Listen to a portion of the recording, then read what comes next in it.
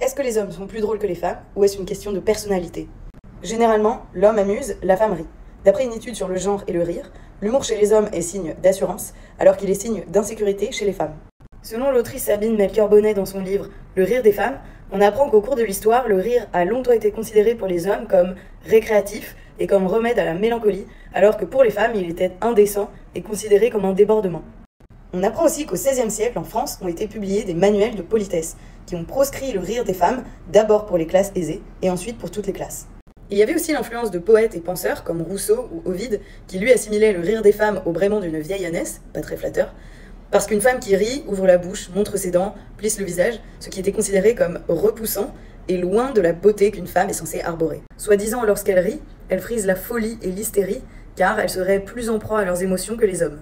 Le rire était aussi vu comme vulgaire, seules les courtisanes riaient, car rire c'était, quelque part, consentir, d'où l'expression sexiste « femme qui rit à moitié dans ton lit ».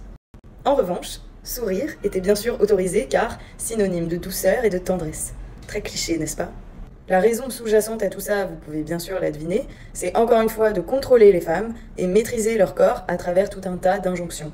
Résultat, les femmes riaient et se lâchaient lorsqu'elles étaient dans non-mixité, et le rire a pris un rôle caché, il est devenu subversif et émancipateur pour contester l'autorité des hommes, et pour le masquer en société, elles utilisaient l'ironie. Je me questionne sur ce qu'il en est aujourd'hui.